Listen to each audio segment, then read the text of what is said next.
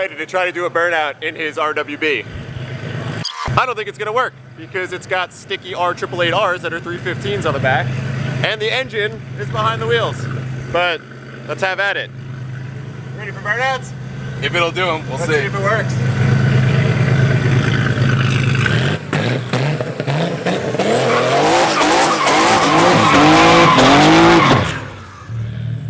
I'd say that works. Did that work? That works pretty well. Wants more water? Yeah, that works, right? For everyone out there that's gonna bitch and complain about there being water down, 911s aren't meant to do burnouts, so suck it. That one sounded pretty sick. Kinda hyped on that. It's actually the most this vehicle's ever stood still. Like usually it's always like, ah, and then it's fucking We've never really tried to put water down. No, we've never put water down.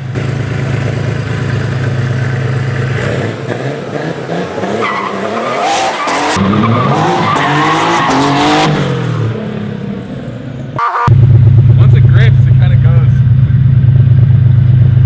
Now all these goobers are outside slacking. Company first. What'd you think? Wow. Really? He was alright. Those tires are like this big. Yeah. So much grip. You're not gonna get just pushing through it. I'm surprised it did actually spin him at all. I thought it was just gonna take off. Yeah, me too. He was trying to do him dry and it was just pushing him. Nah.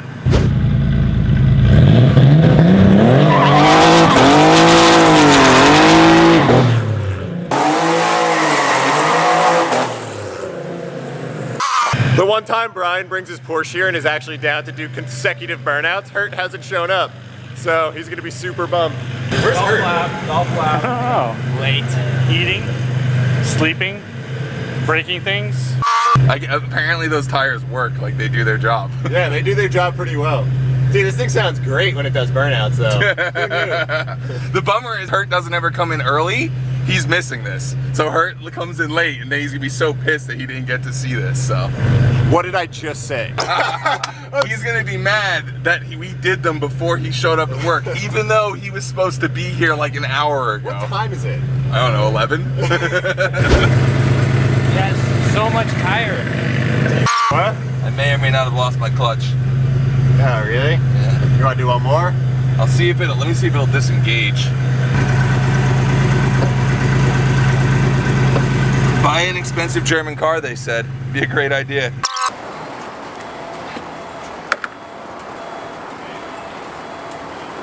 No, get out.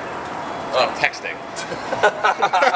It's like waiting for you to get out to talk about the car. You're like, oh, hold on, let me grab. So what happened? So the other day when I was driving, I got a bubble in the clutch system, and I just kind of figured it would go away if I didn't think about it, but apparently trying to make it do burnouts, it Does got that mad. work for any of your cars? I try it on all of them. The path of least resistance. Just don't fix it.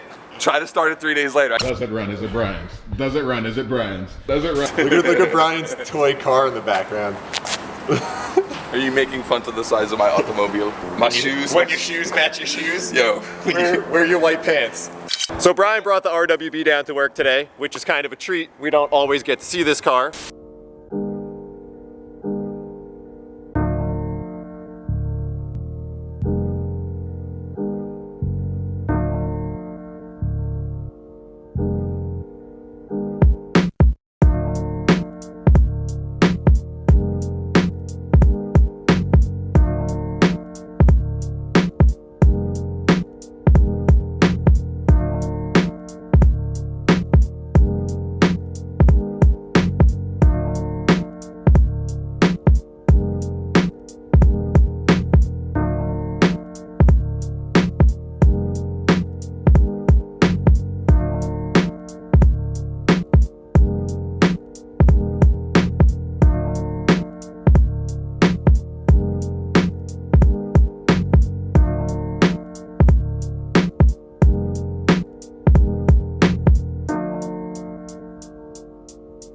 I bought this car in like 2009, 2010, right around that time. It was way before 911s were super hip, so I bought this for way less than anyone else has bought 911s for, and I'm proud of that. At the time, to give you an idea, my friend said to me, you should buy an Evo instead, because who wants an old 911? So I guess I like half support that because I definitely bought an Evo instead of a 911. Now I regret it. Anyway, I bought the car. It was it started life as a 965 turbo. This was original turbo from the factory, and in 1992 there was a upgrade performance kit available for the car, which was offered by Andy Al, who races 911s, and so that has the upgraded kit. So at that point it was like 350 horsepower, somewhere in that category. Since then, BBI has done a bunch of tuning on it, both Hold on, there he tuning. is. Hey, Hurt! You Come missed here. burnouts. Well, at least we're excited to see one of you. Hey, Don. Hey, Don, come here. Don't talk to them. Don, come here. Don, wait, you know who gets Come here, buddy. Yeah. You guys are cheating. Come here. Yeah, buddy. Yeah, buddy. Oh, yeah. Don, this is the most disrespectful thing you've ever done to me. Yeah, buddy. You guys are We scumbags. tried to make his best That friend was the turn most on him. disrespectful thing you've ever done to me. Yesterday you pulled up my LinkedIn profile in the meeting. What do I have to do? You want me to pull it up right now? You want No. I don't know. I don't understand any of that. That's all of that. What do you think about Porsches? What do I think about Porsches? Yeah. What? I don't get it. I don't get the thrill. I don't know. Everyone is fucking afraid to thrash their fucking Porsches. What's like? I don't know, but Tim threw down probably the hardest thrash in the yard to date. How many more Porsches are gonna come here and do sketchy donuts? Tell me. Comment below. Well, now that Hurt's gone, with all his fucking hate, let's get back to this thing. This was the first RWB in America, right? Or one of the first two. Mine and Mark Arsenal's were the first two. Before I was at Hoonigan, I ran a magazine called 0 to 60, and we were probably the first Americans to go over to Japan and cover everything that was happening with Rauh Welt. So we developed a relationship with Nakai and Toshi. When I bought this car, like a year later, we started Hoonigan, and Ken Block was like, you know what you should do? You should do one of those crazy Japanese things that they do to the cars, the Rauh Welt stuff. So we started talking about it. We called the guys from Rauh Welt, and they happened to be thinking about coming to America and starting to build cars here. So my car and Mark's car were the first two cars built in 2011. Yours was the first turbo, right? Mine's the first turbo. First rear-wheel drive one too. His was a C4. I think that this is my favorite look for it because it looks like a race car. Like, this looks like the function, but has a lot of form as well. Like, you got meaty ass tires, a pretty low ride height, and the big old arrow. You know, at the time everyone's like, oh, Nakai is the one who designs and says how the car should go together. And I actually sat with Nakai and helped him build the car, basically just south of San Francisco at Mark's shop, the paddock where Illis's ran out of.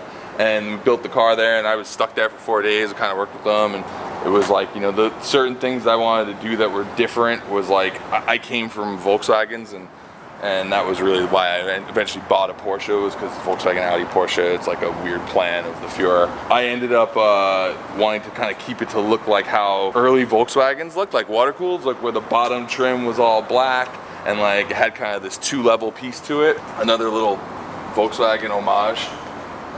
That's my car only thing. Because any of you VW kids will recognize crosshairs, which was kind of a big Mark II thing to have crosshairs in your headlights. So my buddy Mike Campbell built those for me. So kind of one-off little custom setup. Let's And pop the boot on this thing. the boot. Being trouble. It's all intercooler. It's just one big intercooler, and that's it.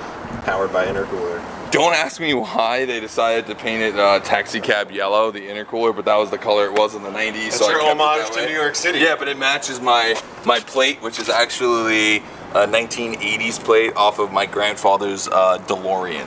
So, Oh, that's pretty sick. yeah, my grandfather died when I was 8. He's the reason I got into cars, so that's my little homage to him. And where I'm from, New York, New York. So Hurt always wonders why people don't thrash on their Porsche that hard, and I think one of it's because it's expensive, but secondly, Also a different kind of thrash. did you see how much crap is in that engine bay? There's no, It's also like, a working on that looks like it There's sucks. also two types of thrashing. There's like thrashing on track, and then there's doing donuts in the parking lot. So, just saying, there's a lot of 911s that have been driven really hard on racetracks over the years. You know, It's not drifting, so it doesn't but it's count. not drifting, so it doesn't count to Hurt. You know, fuck the Nürburgring. Who cares about that place? Upgrade 993 Brembos. It's got KW full motorsport build. They're actually a complete custom build.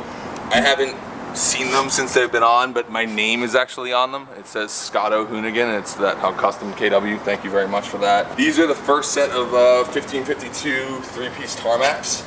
So when I built this car, they had just come out with the tarmac, and we released it on Ken Block's Gymkhana 3 car, or Gymkhana, yeah. No, it was Gymkhana 4 car. I was like, man, I love that wheel, but obviously a 3-piece is what I'm gonna need for this car. So these guys built this as the first set. Now there's hundreds of them, but this is the first car to have them. The color's kind of unique on this car too, right? It's like the most pure white you can ever get. So I wanted like body in white, so like rally cars, they come pure white, and I just love that look. I went to the body shop that was painting the car, and I said, just give me something that has 0 pigment in it. They did it, and they were like, hey, it looks really, really simple. What if we threw like you know, some kind of like sheen over it? Yeah. So it's basically like a curl over it. So in some light, it just looks really, really basic white, and then in other light, it has kind of a little bit of like a sparkle to it. Let's explain to the people how you fit in this thing. Quick backstory, when I bought the car, I had driven a couple 911s before, but they were all race spec cars. They were all cars that were track ready. They all had race seats in it. So I bought this car in Colorado off of eBay. It was super cheap compared to what people are paying ridiculous prices for these things now. And it showed up at my house, and I got in it, and I didn't fit. So I just spent all the money I'd saved for 3 years to buy my dream 911, bought it, and I didn't fit. I got into it, and I couldn't get the car into reverse because the shifter and the steering wheel were so close. So I went and bought this really little small steering wheel. The guys at BBI have actually built all new racks for my car, so the seat sits super far back, so if you even look, it's lower and farther back than the passenger seat. Be able to fit in the car on track, be somewhat straight leg, be able to heel toe, and have a helmet on. I couldn't do that before, so. Which, the helmet on part's interesting, because as you can tell, this car's no headliner. Yeah, I never finished that part of it. It was originally a sunroof car. All turbos in America were sunroof cars. So I got this out of like an 87, cut the roof off, and when we did all the RWB stuff and painted the car, we put the non-sunroof in too, which also takes like 50, 60 pounds off the roof. It's that dream car that I always wanted when I was younger, like growing up. Being into Volkswagens, growing up in the 90s, this was like that car, like cocaine white, blood red interior. It was like the perfect color combo. So yeah, this is my dream car.